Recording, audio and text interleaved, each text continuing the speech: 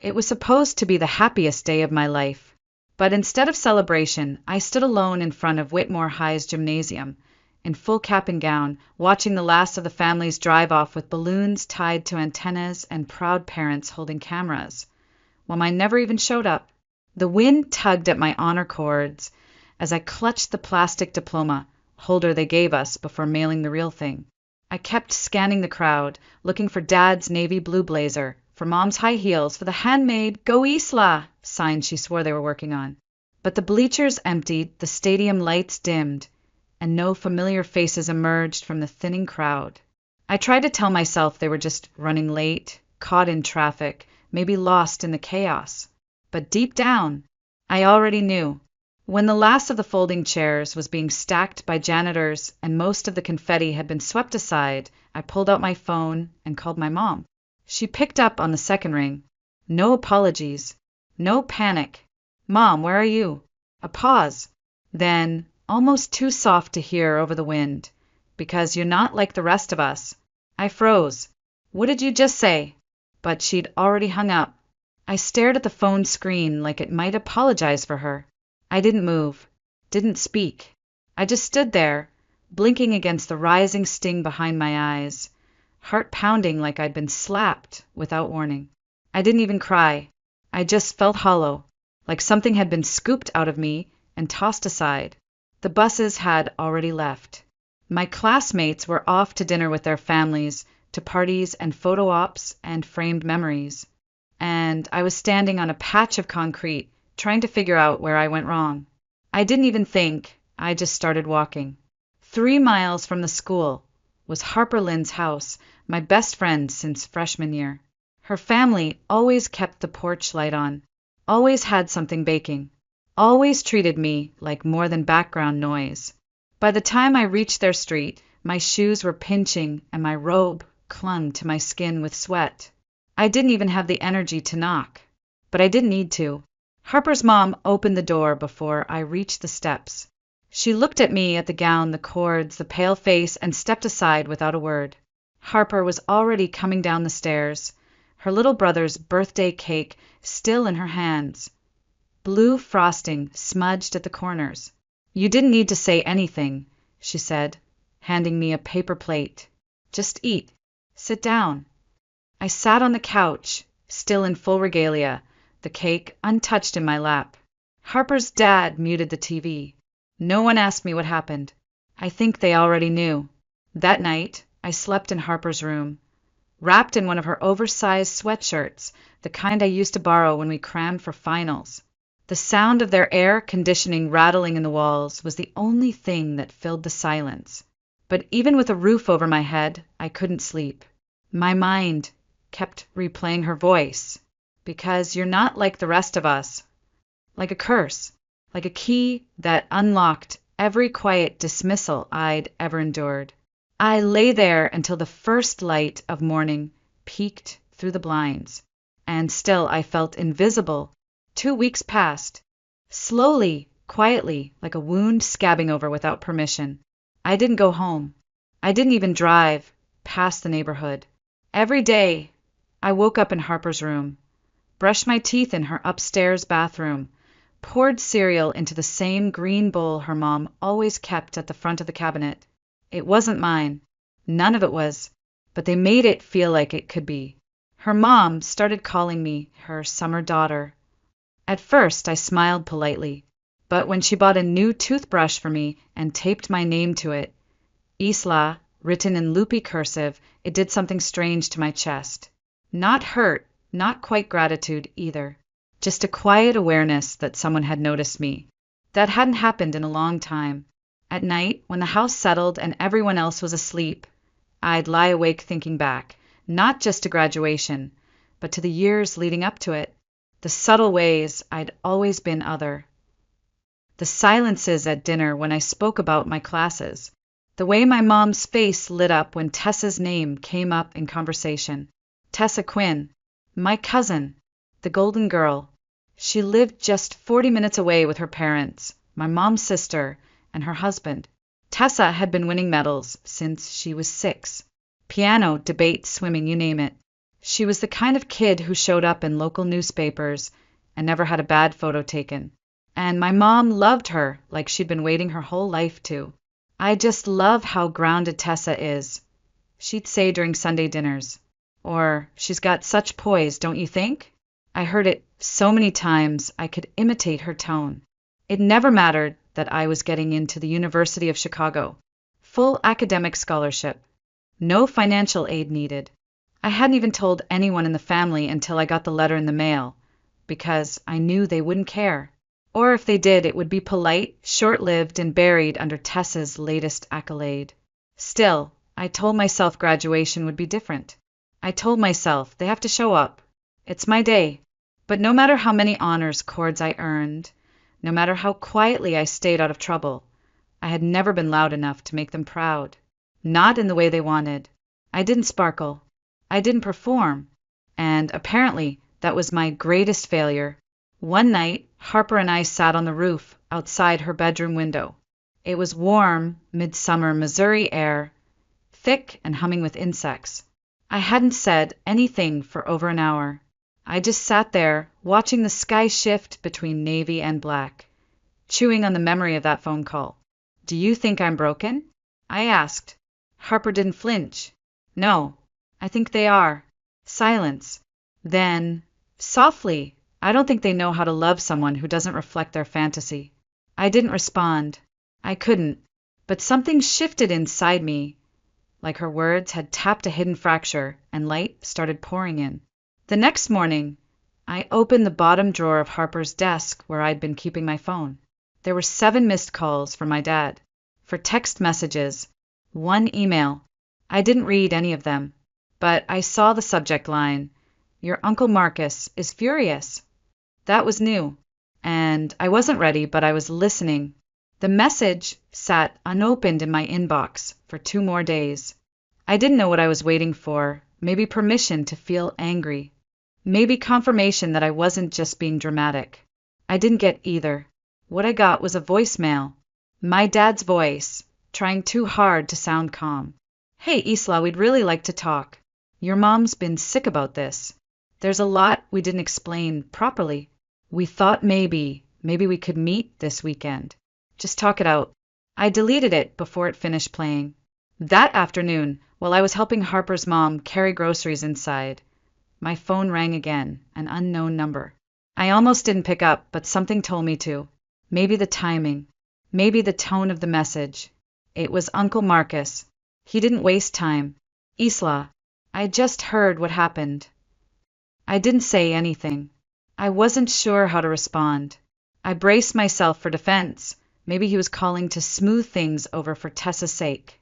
Or worse, to guilt me into silence. But instead, his voice cracked. "I'm disgusted," he said.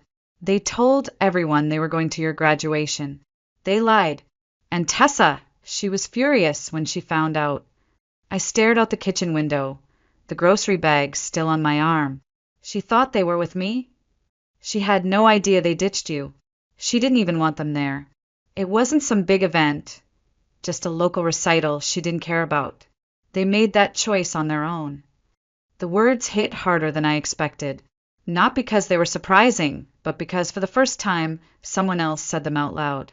"You didn't deserve that, Isla." And that was it. That's when the tears finally came. Not loud, not gasping, just quiet, relentless, like a faucet finally turned loose. I slid down to sit on the kitchen floor, Harper's mom still putting groceries away behind me, pretending not to notice. I hadn't cried the day it happened, not when I walked alone, not when my mom whispered her verdict. But this cracked something. Maybe because it wasn't a stranger comforting me. It was family, the kind I thought I didn't have. That night, I stayed up rereading every message they'd sent. There were so many. "Call us. We didn't mean to hurt you. Your mom is heartbroken. We were trying to be there for Tessa. She needed us. You have to understand, Isla. Don't punish us for one mistake. One mistake. Like everything before that hadn't counted. Like every skipped parent-teacher conference. Every forgotten birthday. Every time they looked through me at family dinners. Like all of that was just nothing. I opened the draft window in my email, typed a few sentences, erased them, typed again. Then I closed the computer. No response. Not yet. Instead, I walked out to the front porch and called Marcus back. He answered on the first ring. I appreciate your call, I said quietly. He sighed. I'm just sorry it took this long. Sorry I didn't see it sooner. His voice broke again. They had no right to treat you like that. No one does. We were both silent for a while. Before he hung up, he said one more thing. You ever need a place to go that isn't built on conditions, you call me. I didn't respond out loud. I just nodded, even though he couldn't see it. But for the first time in weeks, I felt like someone did. She showed up on a Thursday afternoon. Harper was at her part-time job, and I was alone in the house, curled up in the armchair by the front window, a library book open on my lap, but untouched. The doorbell rang twice. Not rushed, not hesitant, just calm. I opened the door, and there she was. Tessa Quinn, my cousin. Perfect, polished golden. Except now, her eyes were red, her eyeliner uneven. She was wearing sweatpants and a college hoodie, and her car was parked half on the lawn, like she'd driven straight here without thinking. She didn't smile, didn't say anything. She just handed me a small, rectangular frame wrapped in a thin grocery bag. I unwrapped it slowly, unsure. Inside was a photo. Me. 2 years ago, standing at a podium, mid-speech at the State Student Leadership Summit. I was wearing a black blazer, my hand raised mid-gesture, mouth slightly open, eyes steady. I barely remembered it. I took that, she said softly. I didn't even tell you. I kept it on my desk. I looked up, confused.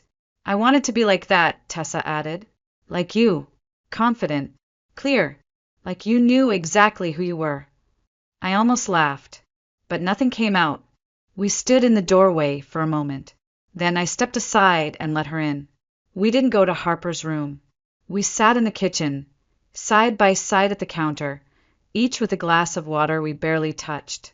I'm sorry, she said, not just for what happened, but for all of it, for being the reason they treated you like a ghost.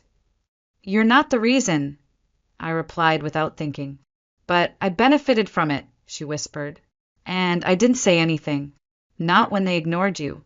Not when they compared us. Not when they left you standing there. She rubbed her thumb along the edge of the counter, eyes glistening. I thought being the center of attention meant being loved, but it doesn't. It just meant being watched. We sat in silence after that. It wasn't awkward. It wasn't tense. It was heavy in a way that felt necessary. After a while, I asked her, why didn't they want to see me? Tessa looked at me like it physically hurt to answer. Because you didn't play their game. You didn't perform. You didn't make them look like good parents. I stared at my reflection in the window. I hadn't thought of it like that before, but it made sense more than anything else ever had. I wasn't a mirror. I was a window. I made them see through themselves, and they hated me for it. I don't blame you, I told her finally. She reached out, took my hand gently. I still feel responsible. You were a kid too, I said. We were just surviving, in different directions. Tessa smiled, the first real one I'd seen from her in years. Do you think we could be friends now? I thought about it. Maybe not the kind we were told to be, I said, but maybe the kind we choose. She nodded. I'd like that. When she left, I stood on the porch for a long time, watching her car disappear down the road.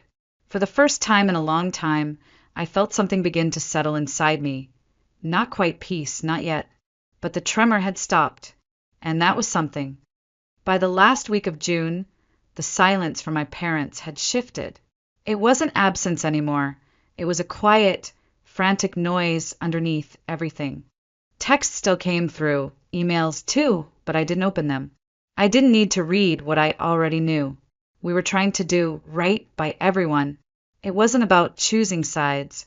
We didn't realize how much it would hurt you, but it had hurt, deeply, precisely because it wasn't the first time. It was the most visible time, maybe, but not the beginning. And I wasn't interested in rehearsed remorse. Instead, I focused on what I could hold in my hands. A week after Tessa's visit, I walked into Red Fern Reed's, a used bookstore tucked between a laundromat and an old barber shop in downtown Springfield. I'd passed it dozens of times growing up, but never gone inside. Now, it felt like the only place that made sense. The owner, Mrs. Caldwell, was a retired English teacher with gray-streaked curls and a sharp tongue softened by tea. She didn't ask many questions when I walked in and asked if she needed help. She just said, alphabetized fiction. Don't touch the cat. That's how I got the job. 3 days a week, I shelved books, cleaned window displays, and restocked the used classics bin. There was a comfort in the dust, in the yellowed paperbacks and scrawled dedications from long-lost relatives. I didn't talk about my family, and Mrs. Caldwell never asked. But sometimes she'd quote Jane Austen when she disagreed with something on the radio. Other times, she'd leave a thermos of Earl Grey next to my station without a word. She saw me, not in the performative way my parents claimed to, but in the way people do when they've known pain themselves. On Thursdays after work, I'd sit in the small reading nook near the back, wedged between poetry and old sci-fi, and write. Not anything formal, just thoughts, lines, half-formed memories I didn't know how to organize. There was one day near the end of the month when Harper found me there. "You look less haunted," she said, sitting cross-legged on the carpet beside me. "I don't know what that means," I replied. "It means your shoulders aren't trying to crawl into your ears anymore." I smiled faintly. "I think I'm learning to not expect anything from them." Harper tilted her head. "That's not sad. That's survival." That night, as I brushed my teeth in the bathroom that now had a shelf just for my things, I stared at my own reflection for a long time. I didn't look different, but something beneath my skin had shifted. They used to say I was cold, distant, hard to read, but maybe I was just protecting the only part of me they couldn't twist into someone else. Later, I found a handwritten card slid under the bedroom door. It was from Harper's mom. It said, "You don't have to be grateful, Isla. You're just a person who deserves to be cared for." I sat on the bed holding that card for a long, long time. It was the first time in 18 years that someone had said I deserved something just because I existed. It started with a class I almost didn't take, creative nonfiction, a summer elective at a local community college Harper had signed up for. She convinced me to come with her on the first day. I said no twice, then caved out of boredom. I didn't expect anything. Not growth, not catharsis, definitely not healing. The professor was an older woman with short silver hair and a tendency to quote memoirists no one our age had heard of. She handed out a syllabus and said simply, "Truth doesn't have to be beautiful. It just has to be yours." Our first assignment was to write a personal narrative. No minimum word count. No structure. Just tell a story only you can tell. That night, I sat in the back corner of Harper's living room, the lights off except for the desk lamp beside me, and stared at the blinking cursor on my laptop. It felt like the world was daring me to say something real. So I did. I wrote about graduation. Not just the day, but the build-up, the silences, the small betrayals, the growing sense that I existed as background noise in my own family's narrative. I wrote until 2 a.m. My fingers hurt. My eyes burned. I didn't edit. I didn't reread. I just submitted it. 3 days later, the professor pulled me aside after class. She held the printed pages in her hand like they were something fragile. "I read it twice," she said, voice low, "and I cried both times." I didn't know what to say. She continued, "I've taught this course for 15 years, but very few students hand me something that makes me sit down and rethink the way I see silence. You made me do that." I swallowed hard. It wasn't meant to be literary. "Good," she said. "Literary is overrated." This was honest. She asked for my permission to share the piece with a colleague who ran a small online journal. I said yes without really understanding what that meant. A week later, the journal published it under the title, The Ceremony They Never Attended. It didn't go viral, not in the fireworks kind of way, but it traveled, first through classmates, then through faculty, then through a small but loyal community of women who recognized themselves in my words. One comment read, I was 17 when my parents missed my graduation for my brother's football game. I never forgave them. Thank you for reminding me I wasn't invisible. Another said, I'm 64, and I still hear my mother's voice saying, You're not like the rest of us. Thank you for naming it. And just like that, the thing that had made me feel most alone became something others carried too. The essay was picked up by a larger blog focused on women's narratives, then a podcast, then someone from a small press emailed me about compiling more writing, asking if I'd ever considered a full collection. I hadn't, but now I did. One night, as Harper and I sat under the same sky we'd shared a month earlier, she said, Do you realize what you've done? I shrugged. You took the ugliest thing they gave you, she whispered, and turned it into something that lights up other people. I looked up. Stars. Silence. My body no longer trying to fold in on itself. I just wrote what happened, I said. Exactly, she replied. I hadn't planned on going back. When I left Springfield after graduation, I told myself it was permanent, that I would outgrow it, forget it, bury it in the rear view like a town I'd only passed through by accident. But then came the email.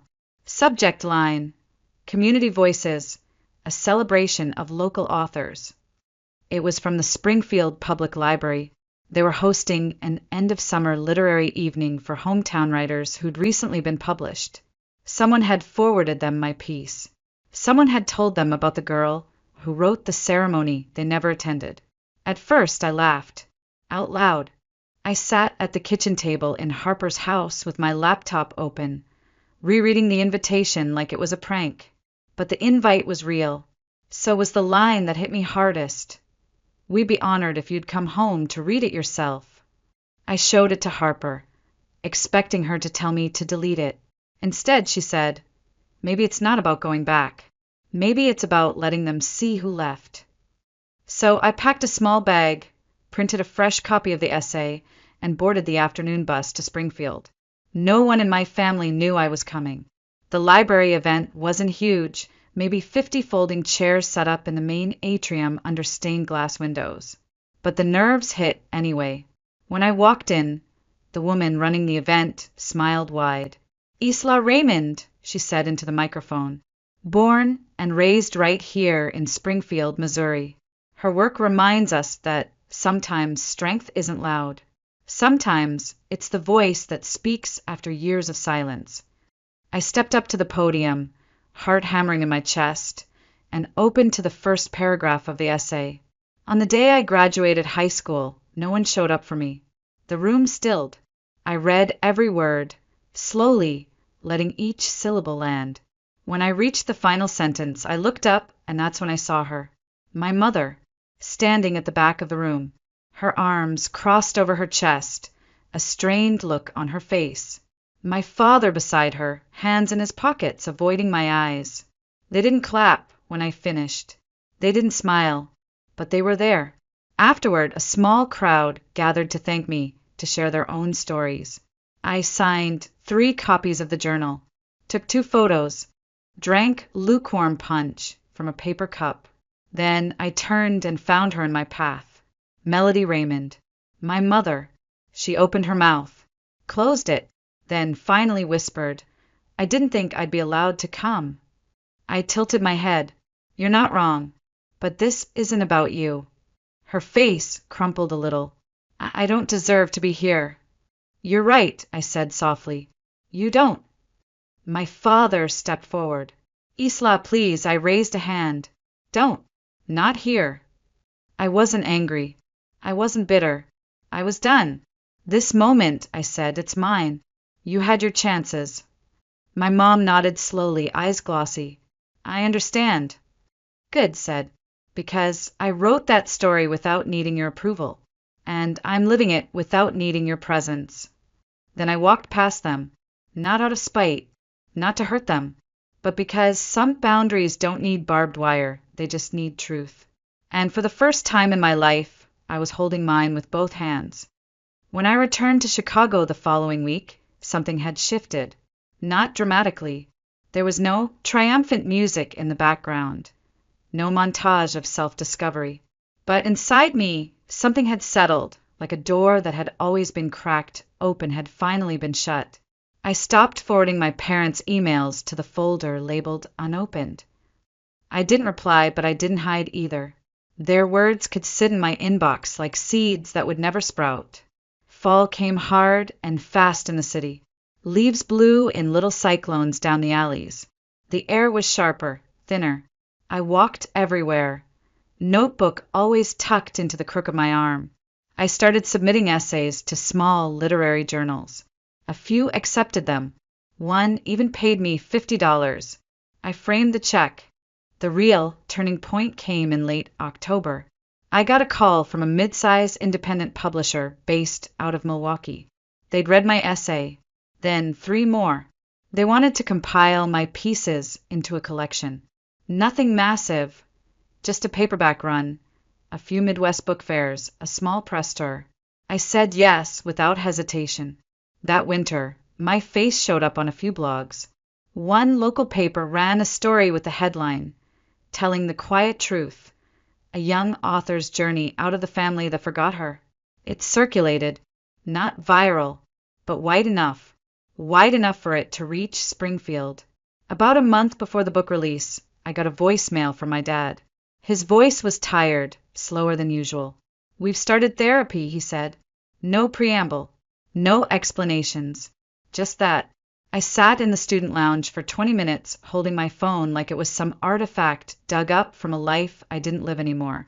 A week later, another voicemail, this time from my mother. Her voice cracked almost immediately. "I only realized it when everyone else started telling me I'd failed you," she said. "You didn't deserve to feel forgotten. I'll keep trying to do better, even if you never speak to us again." I didn't reply, but I listened to that one more than once. And then in early May, nearly a year after graduation, Tessa came to town for a music workshop. We met for dinner on a rooftop overlooking the skyline, the wind catching the strands of her hair as the sun set behind us. She told me therapy had changed her too, that she was starting to say no to things, starting to want things for herself instead of chasing gold stars for everyone else. "It's weird, isn't it," she said, "how we were trying to survive the same house in opposite ways." I raised my glass. To surviving. She clinked hers to mine. To outgrowing. That summer, I went back to Springfield once more, this time by invitation. The mayor's office had caught wind of the local author buzz. They were partnering with the library to host a community reading, a spotlight event. My name was on the flyer, my photo on a poster taped to the window. I stepped onto the stage in the same atrium I once passed as a child on school field trips. This time I was the main event. After I read the first chapter, titled Alone in the Gym, there was silence. Not the awkward kind, the full kind. The kind where no one dares move because something just landed too hard to break. And in the back, once again, my parents. My mother stood, slowly as people clapped. She opened her mouth, then closed it. "I don't deserve to be here," she said. I looked at her. "You're right. You don't." My father tried to interject. I held up a hand. "I'm not going to cause a scene," I said, "because this moment isn't about you. You had your chances." Then I walked off stage, not with spite, but with finality, because sometimes revenge doesn't look like shouting or slamming doors. Sometimes revenge is being seen. Sometimes it's becoming everything they said you couldn't be, and letting them sit with that in silence. Some houses are built from walls, others from people who show up when it counts. My family may never be what I needed them to be, but I became something stronger. I became mine.